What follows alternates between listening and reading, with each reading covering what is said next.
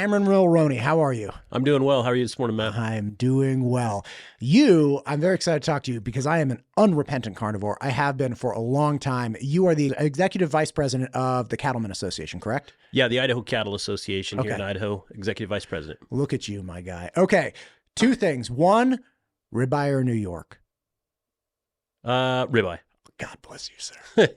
God, the people that go for New York, it's like, why do you hate your life? Like, why do you want your life to be? And it's like, I mean, New York is just as popular as ribeye, right? Like, as far as like the key steaks go. Yeah, no, people do enjoy good New York, but the ribeye just, it's got more flavor and the so much better. Yeah, that's why I never mess with a fillet. Honestly, I've never had a bacon wrapped ribeye.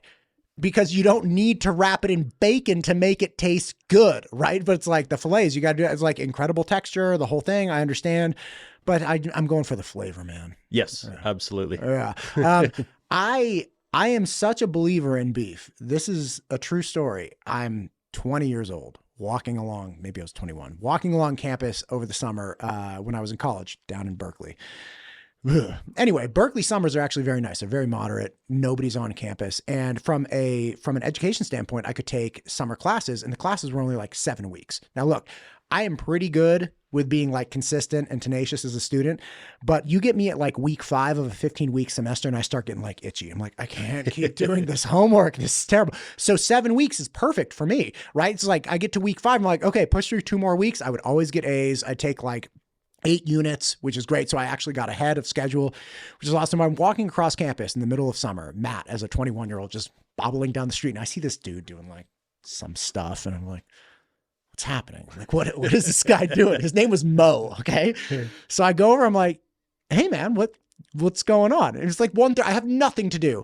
And I start chatting with him, and he has this thermos, like just a normal thermos with like he opens it and he's got a stick and he sticks something red and pops it in his mouth. I'm like, what are you eating there? He's like, oh, a beef. I'm like, it looks really red for beef. He's like, it's raw beef. Oh boy. And so I start talking to Mo about his raw beef diet for like an hour. I'm there just enthralled in this guy, watching him eat just like raw beef. And I'm so impressionable. I go home and I rock over to Berkeley Bull and I pick up a 13-pound cross rib roast from Neiman Ranch. I take it home. I cut it in cubes and I proceed to eat nothing but raw beef for the next 2 weeks. And I'm talking like breakfast, lunch, and dinner. So my breakfast consisted of like a plate of raw beef cubes with some Worcestershire sauce. Like my jaw was killing me. It was wild. And I finally stopped because I was on the rowing team at the time. And I was working out really hard one morning to the point of vomiting, and I threw up raw beef. I was like, I'm out. Yeah, you would definitely have to get some on the high end of the tenderness spectrum if you're just going to eat it raw like that. Man, it was wild. But I will tell you, I am not sorry I did it. Yeah. I love beef. I felt really good during that time frame. Apparently, I was ahead of the curve because the carnivore diet apparently came into favor, in recent years. But I have just always loved beef. Like I love pork, I love chicken, yeah. But man, there is something about beef that it has a warm place in my heart. Yeah, it's the preference of most people. If you have that option, people enjoy beef, and obviously we love beef. It's our favorite. God bless it. Walk me through this because first off, the Cattle Association in Idaho has a very, very long and rich history. And the cattle operations in Idaho don't just have a history, but a very pragmatic, contemporary function that we all benefit from. And if anybody's curious about what that might be related to, think no further than the 3 months of nuclear winter we experienced this summer with wildfires, right? Like that is a function of mismanagement. Naturally, we have a huge amount of public lands in the state of Idaho. I think like 60% of the state is public lands. And that means that we are not in direct management of these things, but the cattle industry in Idaho is an integral part of that management, the positive side of the management. Just talk to me. Let's start with the history of the association, and then we can kind of go into the public lands if you like. Yeah, so the Idaho Cattle Association was formed in 1915 originally. We cover all segments of the industry, from the cow-calf segment all the way through the live side of the animal through the process, not through the processing facility, but right up to that point. Right. We represent that entire industry. And as you look at in Idaho and you talk about those public lands and the percentage of public land, most cattle in the state at some point in their lifetime see public land in Idaho. That has created our role. There's cattle associations in every state, but a big part of Idaho's is related to that public lands management and that relationship between our industry and the public lands that are utilized for grazing and the management of those lands. It's very important to our industry. It's very important to our state. And most of the people that come to Idaho, the things they come here for, the open space, the trails, the scenery, it's here because of functioning cattle ranches. And that's something we have to continue to protect in this state. Even if they choose not to eat beef, which I don't understand those people, but if they make that decision. You're like, I know they exist. That's fine, but I don't get it.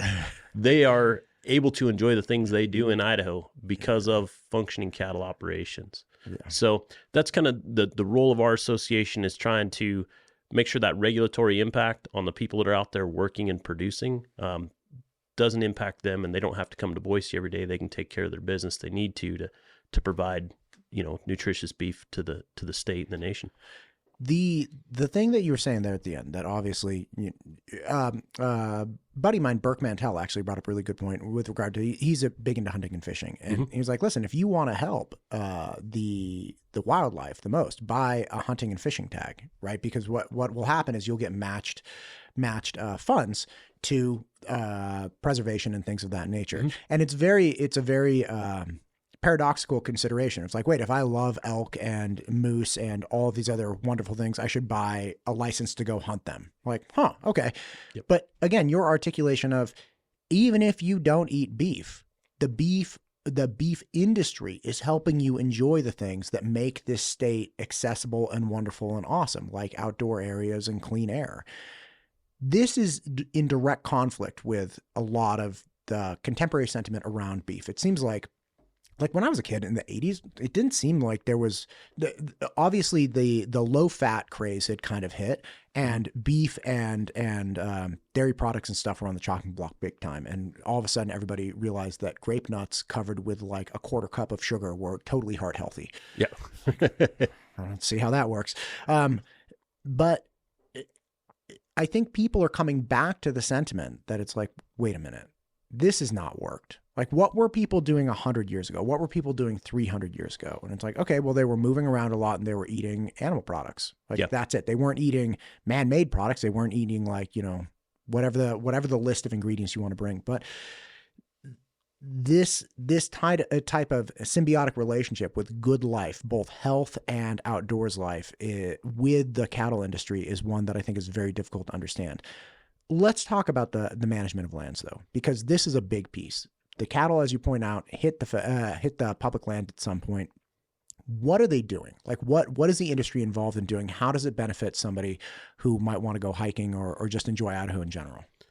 Yeah, so the benefit to the general public of functioning cattle ranches, and in Idaho that involves public lands management, is clean water, fuels reduction, clean air, and just open space. So when you look at the public domain around the state, especially if we're talking about Bureau of Land Management properties, BLM lands, those grazing permits are tied to a base property. That base property is a private property owned by a citizen of Idaho with that management component or that preference right tied to it.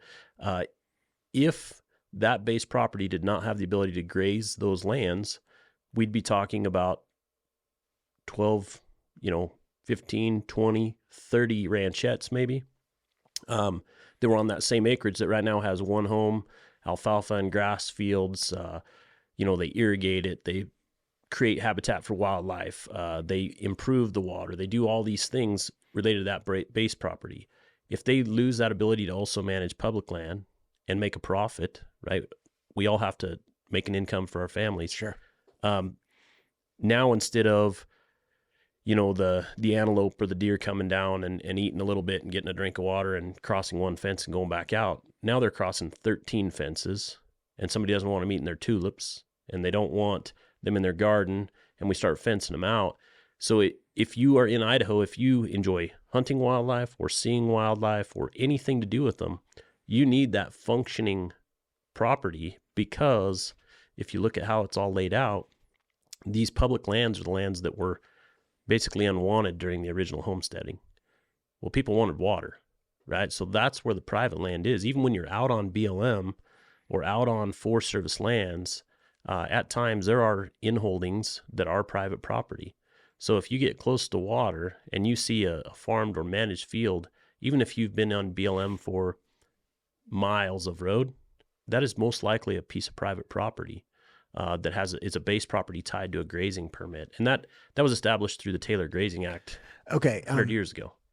Help me out here. And again, I apologize for being ignorant in this. So what you're saying is that you have, okay, back me up, the private property versus BLM. You're saying that if we don't have people that can ranch and utilize that BLM land, then we will have fewer pieces of private property that are designated for ranching.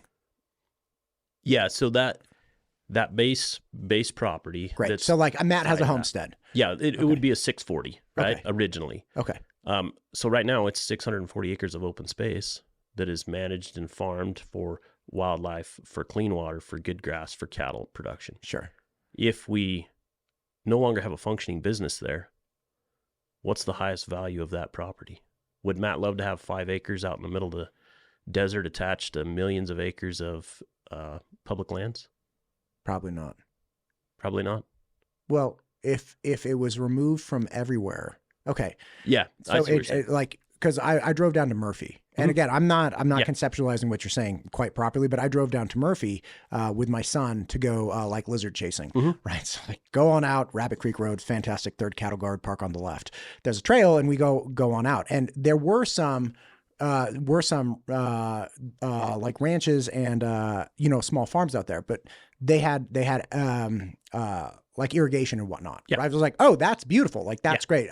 So are you saying, okay, if you have that, like, what's the relationship to the property? I thought you were saying, hey, look, if there was no irrigation and there was no management here, would you want to live there? It's like, well, probably, like, I want like water and stuff. Yeah. Yeah. No, what I'm saying is if we took that farm or ranch that was there. Yeah. And it didn't have the ability to have a functioning cattle operation, would there be people in the state that are willing to buy 5 acres and put a home on it, that they can have their 5 acres of grass and just be out in the open space in Idaho? And basically subdivide that into small ranches. I see what you're saying. It's not like you're on an island. It's like, no. If there's not cattle here, this is getting developed. Yes. It's gorgeous. And it's, okay, I see what you're saying. I was missing, I'm like, I keep envisioning myself in a shed in the middle of nowhere. I'm like, do I want that? No. Yeah. But like, we're just sitting right now on a former, ranch, right? Like, so yeah, I get it 100%. If you stop the operation, if you stop the economic engine, then it's just going to get developed over 100%. Yeah. And then it's those lands that are around it right now are managed by the people that are on those operations. So gotcha. Some of the things that in the state, we have a rangeland fire protection. These are cattle operators that have went through the training so that they can do initial attack on fires on their range, because they're trying to protect their livelihood. They're trying to protect these things. And when you think about people that maybe in the multiple use field that are wanting to utilize public lands, if a fire breaks out, they're not trained to go put it out. They're not close. They're not there. They don't have the equipment and the skills to jump out there. But the cattle industry wants to protect that resource to the extent that they've went out and said, we want to be trained. We want to be able to communicate with the folks that are hopefully helping us put these out. And we're close. We live right here. We can be there as soon as we see it. When a lightning storm comes through out on the desert, the cattle industry, there are ranchers and people that work for them. They go to the highest point and they say, you know what, tonight, I'm not going to take a nap. I'm going to sit here and wait, because if that fire flares up, it's my livelihood. It's my kids. It's my grandkids. And whether they choose to come and farm a ranch, either way, I want them to have clean water, clean air. I want them to be able to function and have a good time. So I want to protect not only my resource for my livelihood, but I also want to protect the environment and the ability for the folks that I love to continue to do what they choose to do. And if you look at that, that's just one great example, that rangeland fire protection, where they stepped out and were the leaders and said, we need to make a change because these fires are coming through. We have a change in production on forage, if it's more annual grasses and they're more flash fuels, and these things are all changing. And they stepped out as leaders and said, let's figure out how to get in front of this. I had no idea that was, I mean, what you're saying makes perfect sense. I thought the extent of cattle operations with fire prevention was a quite literally a preventative, not a reactionary mechanism, which is, okay, look, I'm going to graze as appropriately and as wide as I can to reduce the amount of fuel. But I had no idea that they actually participate in like spotting and addressing in a reactionary manner, like fires that are breaking out. Yeah. And that's been a fairly recent change if you look at just, all the time. But the folks in these areas, and there's been fire complexes out across the desert here, and even, some of these forest fires, it's more on the range ground, not so much in the forest ground. It's a different type of fire suppression, but they play a lot of roles. One, fuels reduction, right? We're taking a fine fuel that's quick to dry out, quick to burn, and we're reducing it. So, it doesn't take any more than a little common sense to know if I have more fuel, I'm going to get higher flame length. Things are going to go. Yeah. 100%. Right off the bat, we're reducing fuels. Then the second is those folks are on the landscape, and the value that they add for management to the federal government, right? They're not getting paid for that. These folks are taking the dollars out of their pocket to protect their operation, to also help with initial attack on these fires. And then the third component, and we've been able to do this here, I'd say about the last 5 to 7 years, we started looking at what's called targeted grazing. And these are areas that are high risk for fire, maybe along roads, areas that the general public might drag their boat chains down the road and spark a fire. And we're taking in through the use of mineral water, we're high intense grazing that, and we're taking that fuel down to a lower stubble height, which then will reduce flame length. If you drive down the freeway, you can see where, we've done that with our land managers where they just go and mow. Right? Yeah, I've seen that. Yeah, 100%. The option is there, if I have 3 inches of stubble, I'm going to get an 8-inch flame. And I don't know the exact calculation, but, if I have 10 inches of stubble, I'm going to get a 4-foot flame. There's an exponential growth there. Right. So that's a project and something that the Bureau of Land Management and some local operators have really got on the forefront of some of the pilot projects to utilize that targeted grazing. And as we look at some of the tools that are becoming more and more available to our industry, whether that's virtual fencing, riders, salt mineral water, the ability to transport water is way different than it was 40 years ago. We can restrict and some of the movement of those cattle and keep them in an area and reduce that fuel early. And we're doing two things there, where fuel reduction is less, and annual grasses, which are dry out early and burn fast, they're getting reduced. But because of the difference in how those plants grow versus some of our natural plants and their ability to resist fire, we can promote the growth of those natural plants in those areas as well, because we're reducing competition for the natural plants. So that makes sense. Yeah. And obviously one of the problems with mowing, and I was driving out to Pocatello a week or two ago, and when I was heading east on the right, exactly as you're saying, like big grazing areas, and you could see that somebody come through and really turned over all the dirt within all the soil within like 20 feet of the 20 feet of the fence, right? And then everything was normal on the other side. It's like, all right, like obviously fire mitigation and stuff. But with that, obviously if you're burying things, that's different than just reducing the height of it. Because if you just go straight mechanical, chopping, unless you remove the actual fuel from the area, this fuel is still there, right? Which is the ultimate. I have a family member who has this huge sloping backyard on a hillside and dry area in California. And he has to go through and weed whack the whole thing, right? Like once a year to reduce fire risk. Now, yeah, it's great that he's weed whacking it. It takes him like all weekend and he has to rent this like commercial grade whacker or whatever.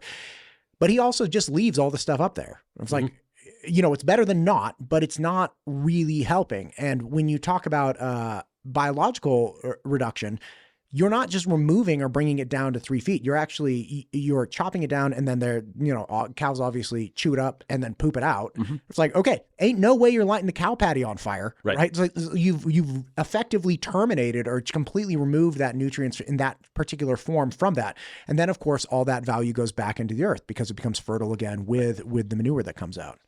Yeah. And if you're out there and you just turn a cow pie over and you look at the amount of moisture underneath versus right next to it where it's bare ground, Right. It's retaining moisture. Well, if you look at fuels and how things burn, you Moisture's bad. Heat. Yeah. Moisture's bad. Kind of takes one of the elements out of there. But, I've seen enough of those survival shows where they're like trying to make a flame. Like, it's so moist out here that we're in a rainforest. I'm like, moisture's bad. Yeah. It's not going to work real well, guys. Yeah, right. But, those cattle, as they're doing that, the other thing they're doing is they're breaking down the stuff that's already on the ground. And if I just go in and mow it down once, other than maybe underneath the tracks of the tractor or the mower, sure, there's no action, there's no hoof action that's incorporating that back into the soil. So, we're building soil, we're adding moisture, we're reducing fuel. Like it's a huge cycle, and properly managed lands, whether that be range lands or pasture lands, private, public, properly managed grazing is a benefit to soil health. It's a benefit to the environment. It's a benefit to climate. And if you look at the public perception and what they hear, if they want to just look into Dr. Google and say, hey, what do you think about cows? The things that pop up to the top aren't going to talk about all those benefits that they provide. Yeah. They're also, what I find interesting is, pre-decimation of the giant herds, we had bison roaming the United States. And there was a guy I heard on Rogan, no surprise, who wrote, I can't remember his name, but he wrote, I believe, The American Savannah and Coyote America, both of them. And he was articulating that the existence of these mass migrating herds of buffalo throughout the United States, before it was the United States, obviously hundreds and hundreds of years ago, the buffalo had a real clear place in the ecosystem, in that they were, turning over dirt, they were smashing down vegetation, recycling, kind of putting it back into the ground. They were also, again, converting things that birds couldn't do anything with, which would be like, grasslands, and converting those into breeding grounds for, fly larvae and whatnot. So speaking with Brad McIntyre of McIntyre Pastures, he comes in, we get his food. It's fantastic. His beef, God, his chicken is wild. I've never had such juicy chicken in my life. I thought he injected it with something. I was like, no, it's just fatty and delicious. Anyway, but they mimic in their operation, they mimic that type of thing where they have these moving hen houses essentially that follow the grazing cattle, because then the hens go around and pick up all the things. So following the bison throughout the United States were these mass flocks of birds that would come down and scratch through the patties, get fly larvae, things of that nature. Everybody thinks fondly of that time frame. Yeah. It's like Dances with Wolves. Like, we have the, bison, herds going around. Everybody loves that. But if you switch it out for just a cow, people are like, oh, that's bad. It's like, what? How is this any different, man? I mean, they're different because bison are gigantic, way bigger, eat way more. There were way more of them. Like, why is this bad? Yeah, it's an interesting concept in time kind of changes things in people's mind, right? But sure. If you look at the emission maybe that comes from a ruminant animal, or you talk about all the things that those bison were doing, we're doing the same thing with a cow. And we're doing it better because we're managing them properly, hopefully. But when you look at kind of that change in time, the other thing that's changed is civilization. Livestock domestication is the basis of all civilization. If you live as a civilized person in the United States today, think livestock domestication. Because without that, we're all hunters and gatherers, and we're back at that time. Right. And that food supply can't support the civilization we have today. So what we're doing now is we're taking the same resource, or even in some instances in this country, less resources to produce the same amount of food that was available in those bison to feed a larger population. And thank God we do, or else we'd all be hunters and gatherers, or we'd be malnourished or whatever. And luckily, I often tell people when when I talk about not only the cattle industry, but agriculture in general, I say, you know, hungry man only has one problem. You know, once his belly's full, then he starts to think about, boy, I'd sure like to not be in the rain. You know, I'd sure like to be warm. But when his belly is empty, he's only got one problem. And all these other decisions that we get to make in the United States related to food, related to work, related to, you know, the things we do for fun, we get to do all those things because we don't have to worry about if our belly is going to be full or not. And hopefully we don't ever have to worry about those things. But livestock domestication is the one thing that has brought us to that point. Yeah, nobody's arguing on Twitter if they're starving to death. Yes, you are exactly right. Like, what a luxury. Yeah. That people can spend hours and hours a day just angry on their phones while they like eat a Slim Jim. Yeah. It's like, yeah, because we have food. Like, we've solved these problems. And then you have people that enjoy food security, right? Which is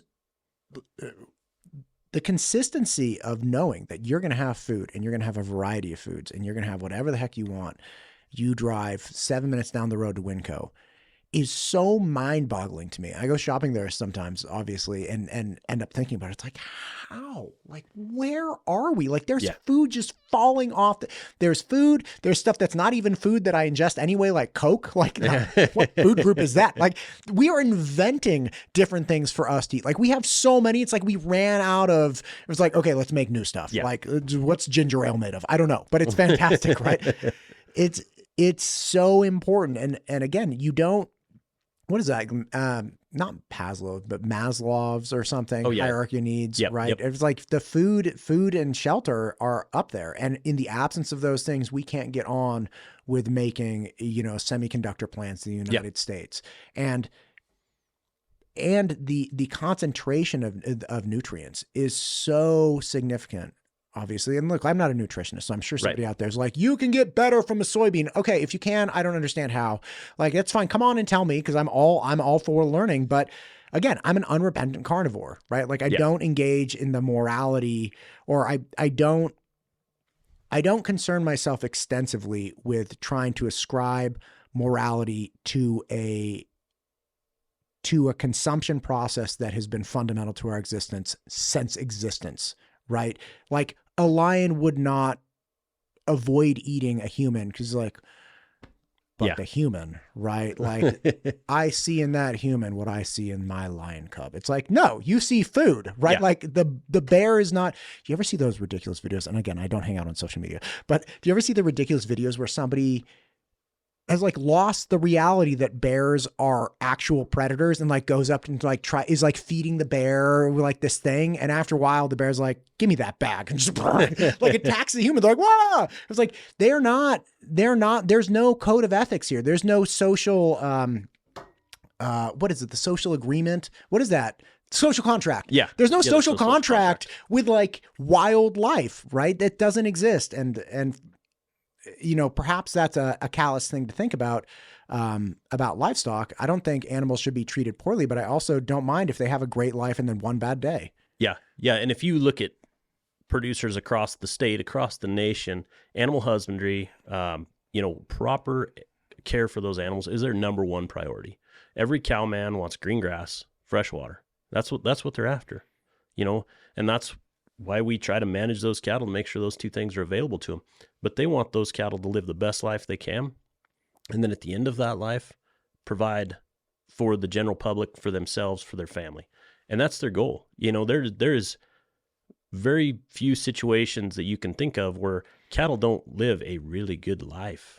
You know, they got doctors, you know, we have veterinarians, we have nutritionists, we have, you know, the ability to just say, hey, go out there and live your best life. And then at the end of that life, we're going to take care of you. And then you're going to provide for us, you know, and that it's really neat that we can see that. And in Idaho, the base that we have around the public lands in the state, those public lands can't really be utilized for other production type things. When we talk about food and fiber, when you look at, you know, people use them for recreation, we use them for other multiple use, you know, multiple uses, and that's great, and that's why it's available. But those lands were left to the BLM or to the Forest Service, not because these are super highly productive and everybody wants to live here. Right. It was like, well, nobody homesteaded this country, so right. Those you were get the to manage it. leftovers. Yeah. Like that, just by the nature of what they were. It's like, this is stuff that nobody grabbed. So like now it's public. Yeah. And because of that, even today, as Idaho's population grows, we have more cattle than people in this state. And last time I checked, I think there were only 6 states, don't quote me on that number, that could still claim more cattle than people. But we are one of them. And hopefully we can be one way into the future. But as the population inches up and we take away the ability for folks to produce cattle, those two numbers are going to start to come together. And hopefully, with any luck, we can continue to have more cows than people in the state. Man, I hope so, because I like cheap beef. I like high quality, value priced beef. One thing that you were saying about the life that the cows live, it's funny to me to imagine all the effort that goes into keeping a healthy herd. I worked with a student for a college entrance years back, and he had a 300 head of cattle. And, Northern California used to be really agricultural. I grew up near a place called Walnut Creek that was literally, I didn't know this, but when my mom was living there, she was like, it was just walnut groves everywhere, and again, people would run cattle all over the hills and whatnot. Anyway, so his family still had a ranch that was still in operation, and the effort we were writing an essay about the effort that goes into keeping that herd off antibiotics, off medications, off things like that. And it cracked me up because the quality of life that we provide for cow juxtaposed to the quality of life we encourage humans to live with, like Ozempic and antibiotics and the multitudes of engagements to the modern medical system. So it's like, can we just keep this person alive? Like, I don't care if they're overweight. I don't care if they have diabetes. Like, could you imagine giving something analogous to Doritos to cattle all the time? It's like, we're arguing about corn versus grass, right? Like, okay, great. At what point did we introduce high fructose corn syrup and let the cows binge themselves on, Coca-Cola products and whatnot? And look, I love me a Diet Coke. I love a real Coke. Like if Halloween comes around, I'll splurge. I'll get like a real Coke. And oh my God, when it hits your lips, it's so good. You're like, this is why we're in trouble. But the life that we provide for those animals, just by necessity, we could not provide them with the quality of life that most humans engage in because they would be too sick. They would be, we're all chock full of medications. Not me, but other people.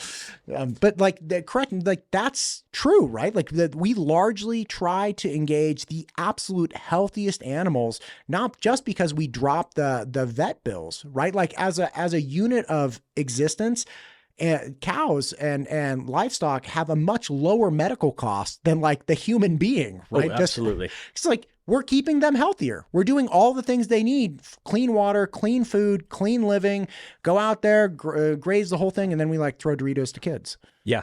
Yeah. So, I mean, nothing against Doritos. I don't know why I'm fixated on Doritos. Those animals, if they're, young and healthy, or not even young and healthy, if they are healthy, like the things medically that we have to do to help them are minimal, extremely minimal. The times that we see the need maybe to go in and help, medically with the veterinarian are times of stress and times of injury. Well, maybe part of the reason that it looks different is, we send those cattle out on pasture, we bring them back in the fall, and when they're out there, they're consuming, the nutrients that their body needs, and it's telling them, and we're providing anything that's not there, So if you look at our area, there's certain things that we're deficient in, maybe selenium or whatever micronutrient or is vital to absorption, etc. So we supplement for that.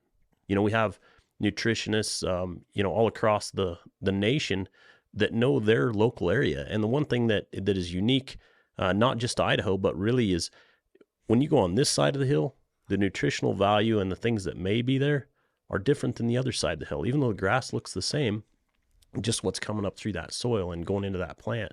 So we continue to do that. And as long as those animals are healthy and doing what they're supposed to do, we just let them do their job, that's a novel concept in the United States right now, to just let something or somebody do their job. And as long as they're doing it properly, just leave them alone. Right. And if you're allowing them to live a life that does not encourage disease. Yeah. Right. Like I have a lot of sympathy for people that are sick in the United States, and I have been sick at times as well. And I remember, like, the grape nuts example was me when I was a kid. Like, when I was in 6th grade, I had a triple chin, man. Yeah. Like, I was just, like, it was brutal. And I remember having bowls of grape nuts. We had this sugar container, like one of the, like ones from a diner, right? And I would just pour sugar all over the top, and then I would wait. Like just a couple minutes. Because grape nuts, right, when you pour the milk in, they're a little hard. Yeah, you just wait. And like you get the sugar in there and the sugar goes into the milk and then it goes into the grape nuts. Oh, yeah. I harken back to like Matt when he was 10, right?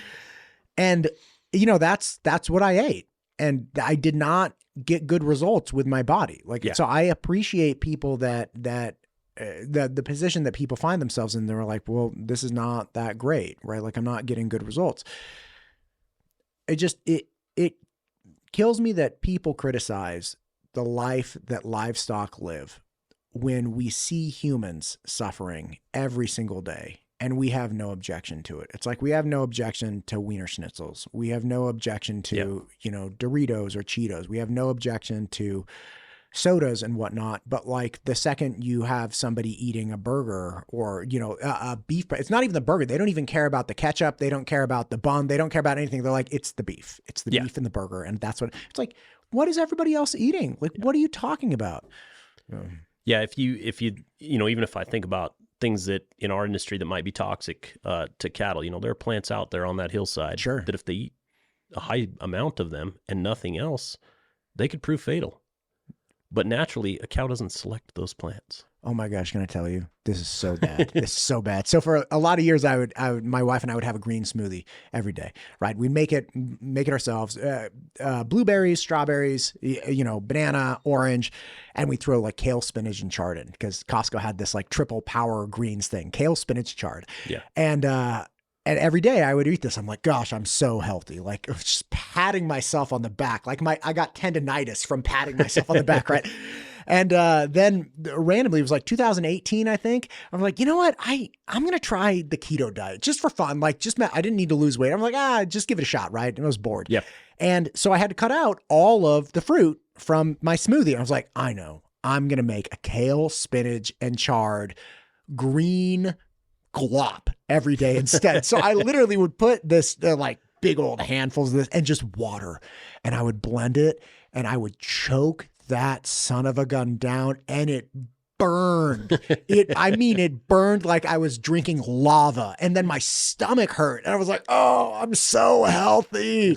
I got so sick. I can't even tell. Like, it was unbelievable how sick I got within a couple weeks of doing this. And I could feel it. Like the rest of the day, I'd be like, oh my God. And it's so funny. It's like, can we just act like normal animals? It's like, listen, if this feels good, great. If it doesn't feel good, great. Watch out for things that are man-made that feel good, like sugar, because that's, but like if you're eating something that's normal and it makes you feel better, then fantastic. Go after, like, I love apples. I love Honeycrisp. It's like my one bougie thing in my life. It's like a Honeycrisp every day. It's like, just eat that. Like, fine, you're going to be fine. It's funny how there's this weird narrative in human dietary consumption, and there's this weird propensity that if a little's good, more is better. And if it costs something, like if it hurts or it's painful, it's good for you. Yeah. It's like, what are you talking about? Yeah. Yeah. That's I don't know if it's human nature or what, but yeah, if it's painful, it doesn't always mean it's better. You know, right. It's say no pain, no gain. Right. Well, listen, chard and kale water reduction is pretty painful, and it's not great. One thing that I really want to specifically ask you about is I spoke with Dean Diamond of the Lava Ridge Project. Mm-hmm. And again, he's fighting against the Lava Ridge. For those that don't know, the Lava Ridge Project is a 200,000 acre area in Jerome County that is BLM land, which means it is owned and managed by the federal government. Currently, there are cattle operations and other livestock operations, going across this land and utilizing it for all the reasons we've talked about. But the BLM has decided that they are going to lease the land to a private energy company. That private energy company is going to install the largest windmills in the history of the world. They're over 700 feet. And they're going to lease that property to the private energy company. The private energy company is then going to build the windmills. The windmills will make power that will not even be sold to the state of Idaho. They are going to mainline it to Southern California through I can't remember exactly. There's a transfer station in like southeast Idaho that they're going to run it through. And nobody wants this. And what blows me away is that the county commissioners don't want it, the property owners don't want it, the community doesn't want it. All of these things, the BLM does not care. It's federally managed. They're like, well, we had public comment and you guys said no, and we're moving forward anyway. And what trips me out is like, okay, but there are all kinds of problems with that. But if you halt the cattle operations on that 200,000 acres for the duration of construction, what madness is going to ensue or could potentially ensue on that property? Because we're going to find out real fast when you don't manage things that are especially close to population, right? Like Dean Diamond's property borders this land, this project area. It's like, if you take away all of the management of that land from the cattle operation, this could be extremely bad in the near term. And there are obviously long-term problems, but like in the near term, if you stop the management that the cattle operations have engaged in forever and will continue to engage in if left to their own devices, what do you think is like, that's wild to me. Yeah. So there's all sorts of things that come out of that thought. And first, reduction of AUMs on public ground, animal unit months, automatically the Idaho Cattle Association is opposed to that. And this project does have a reduction of AUMs, just like you're talking about. Sure. Not only during construction phase, but maybe even past that based on, what available forage is there. But when we talked about fire, we talked about fuels reduction, we talked about breaking down those things. And not only are we not reducing fuel, but now we're putting equipment and other things out there that potentially could have impact on starting fire. And if you look at fire in the state, most of it's still human caused. Whether that's I left my boat chains down and they drug along, or I rode my four-wheeler through grass that was too tall and now it touches the tailpipe. And if you look at those areas, there's only one thing that they have an ability to restrict. They don't have a name and a phone number for every individual that goes out there and rides their side-by-side around. And even if they see him, if he drives off, they don't catch up to him. They don't know who that was, but they know who owns a cow. They know who has the ability to graze there. So that's one of the things that is there, and we can manage are those cattle, and we can talk to the people that do manage it. If there's a problem or a benefit, we can say, hey, we want to see more of this or less of that. But if we take that ability away, and I think that's what you're asking, what's left here? And I don't think we know the answer, but I do think the local folks that are involved in that process, whether you're a grazer, a property owner, or even just a recreator in that local area, those are the people that should have input. And the individuals in our state that are involved and work for the BLM, for the most part, are good human beings that want the best for Idaho. But these decisions are not coming from them. They're just saying, hey, this is the hand I was dealt.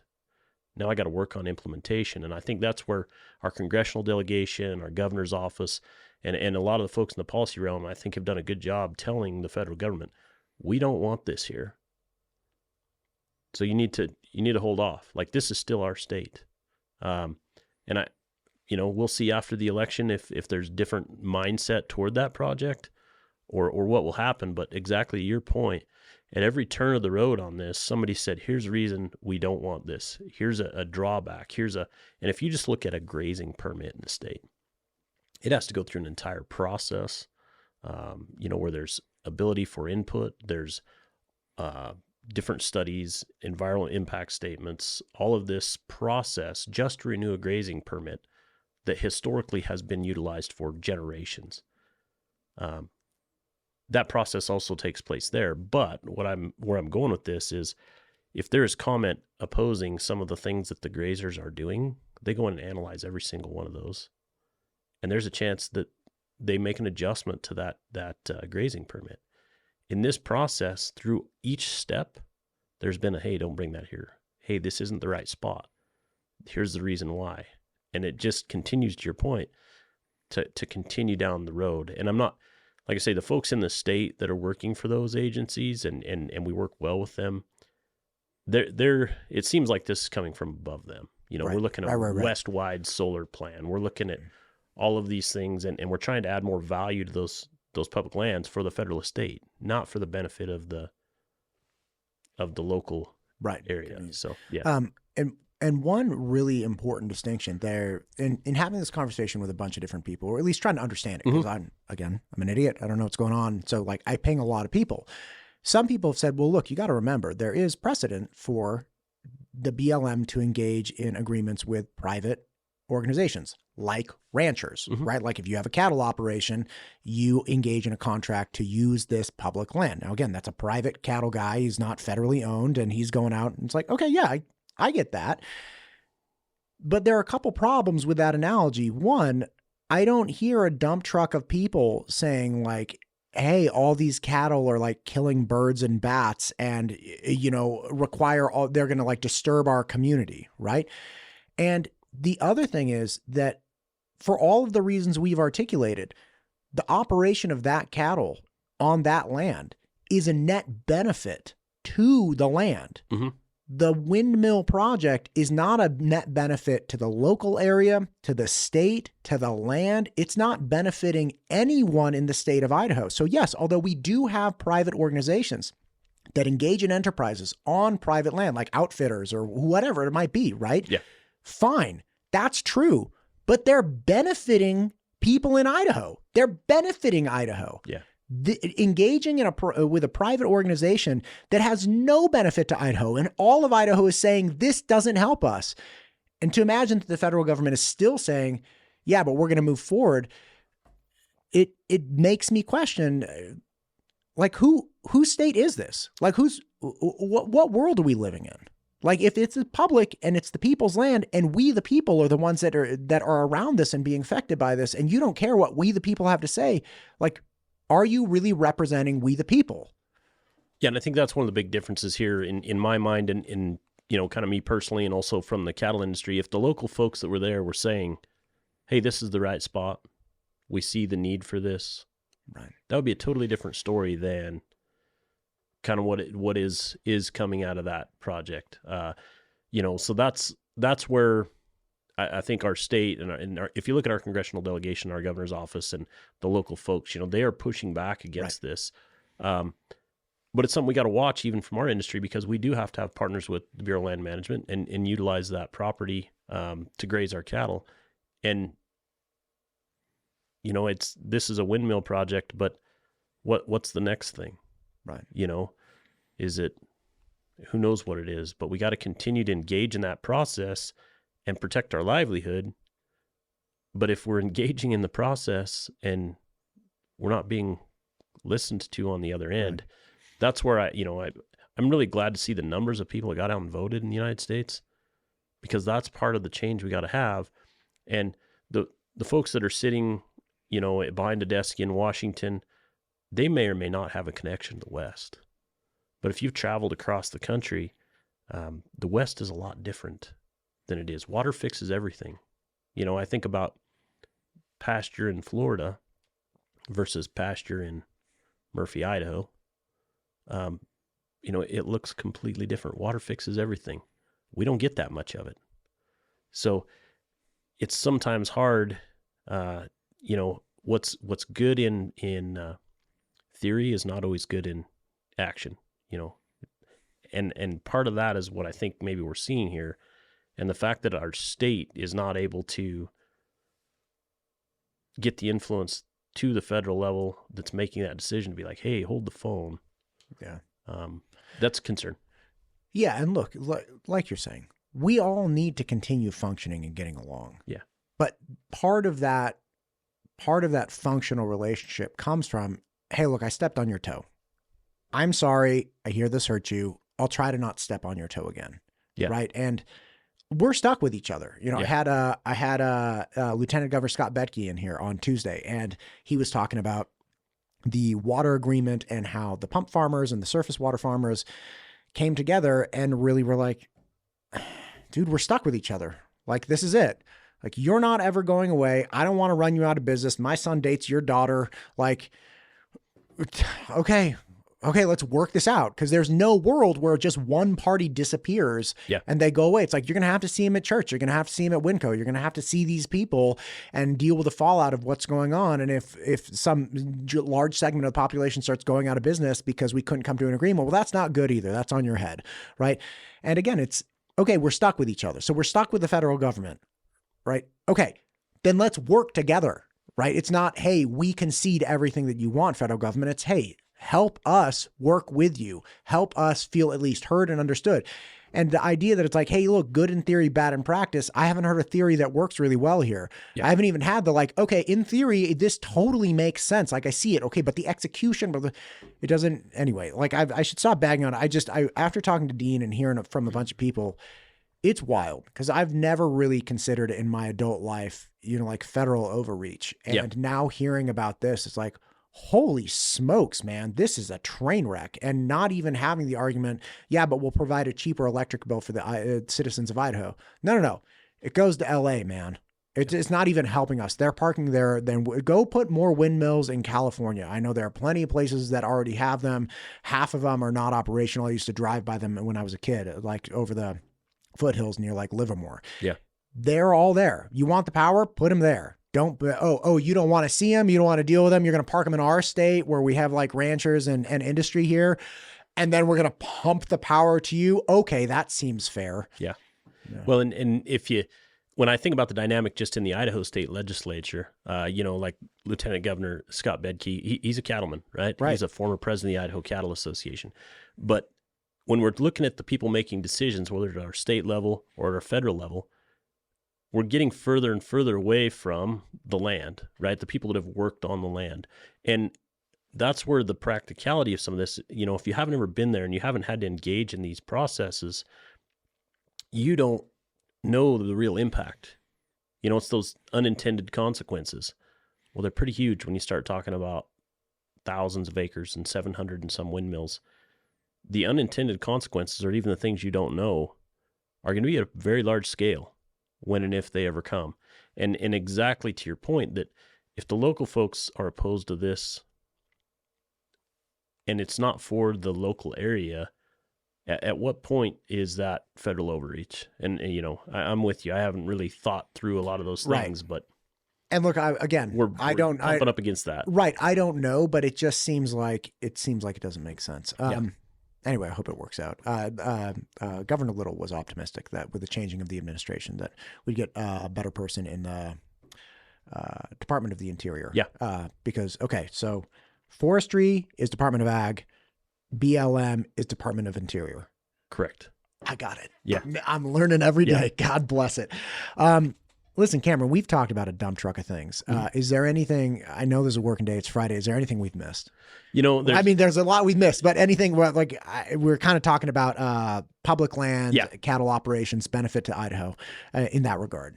Yeah. No, I think just the only thing, we talked a lot about what's here in our valley, in the Treasure Valley and across southern Idaho.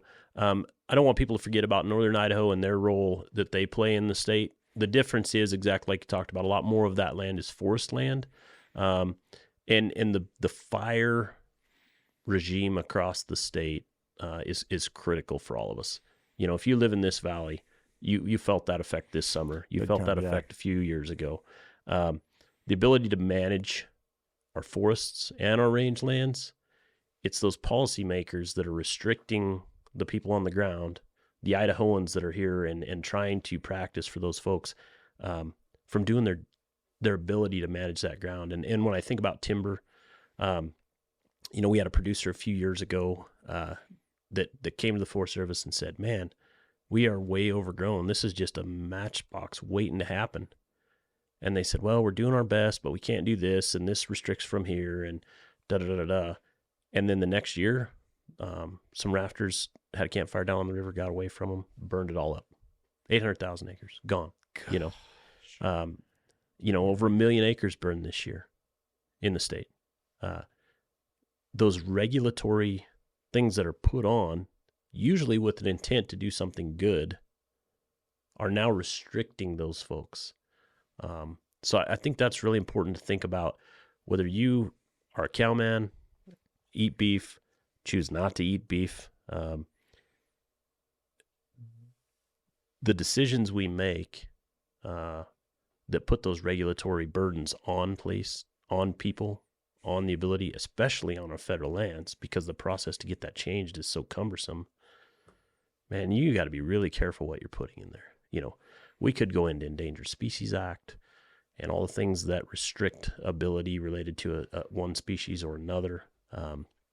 You know, we've had a change here in the state about being able to manage milkweed on,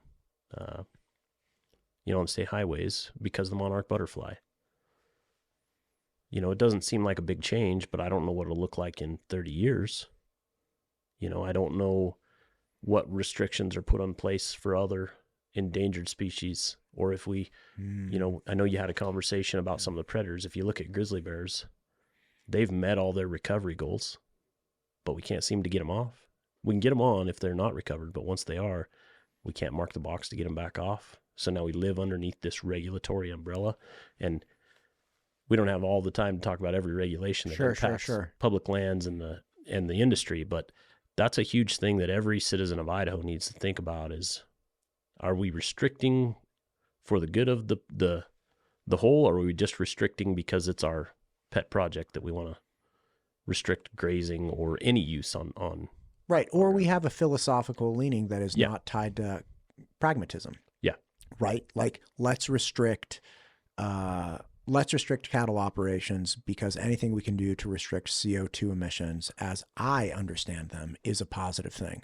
Yeah. You take that philosophical position, has nothing to do with pragmatic management of our public lands, may or may not have anything to do with the actual mitigation of carbon footprints. Like, okay, great. Like you can take that position, but decisions that are made in a vacuum like that or from one direction, overwhelmingly in my lived experience, just yield way worse results. And I think most people in that engagement have realized that. Not just cattle, but like anybody who's like, okay, great. I'm glad that you have this position in the absence of reality, right? Like what's actually going to happen, but that's not going to help us. Like I'm looking for something that's functional today and 10 years from now. And that's one thing that I think the cattle industry does really well in the state and has really benefited Idaho. The guys that are running cows right now, 30 years from today, they want to have the same job. They want to live in the same house. They want their kids to have that ability. What am I doing right now to preserve my way of life for 30 years from now? If they were in that single mindset of my goal is to raise the biggest cow I can so I can get the most dollars on the other end one time and sell a product, they would not manage the ground. They wouldn't manage the resource. They would take everything they could, grow the biggest product they could, and sell it, and then find somewhere else to start over and take that resource. Right. That's not the mentality of the cattle industry. It's like, I want green grass this year, I want next year, I want the year after that, and I want a calf every year, and I want to process, and I want a paycheck, and I want to manage and conserve this for generations to come. And that is their goal. And that's not the case in every industry in the nation, is to have the same result 30 years from today that you do today. Well, sure. Look at the tech industry. Yeah. Right? Like, do you think the engineers behind the TikTok algorithm and the Instagram algorithm are like, hey, are we going for sustainability? Like, are we really checking like age, verification? Like, are we doing the things that are going to yield a healthy youth population 30 years from now? No. Yeah. They are rape, pillage, and steal one more second at any cost on this app so we can maximize advertising dollars, and they dominate our lives. Yeah. And they are like, the state of Idaho is engaged in a lawsuit against Meta right now. Yeah. Like, these are not, you want to see what a corporation looks like that doesn't care about longevity. That's it. Like they're going for absolute, the most they can get. They don't care about the damage that's going after kids or anything. Yeah. And we divulge a little bit here, but the two industries I read somewhere that consider the people that utilize them users are social media and drugs. God, everybody else calls them consumers or something else, you know. Clients, I'm like, no, they call them users, you know. Dude, just get that fixed, baby. You just want to see that notification pop up. Just scroll down. Anyway, Cameron, I appreciate you, sir. Thank you for coming in. Thanks for starting this conversation. I mean, obviously we've just marginally scratch the surface of one little area. So I hope you'll come back and we can keep this going. Yeah, no, that sounds great, Matt. I appreciate your time, and it's been fun. Yeah, it's been fun. We'll do it again.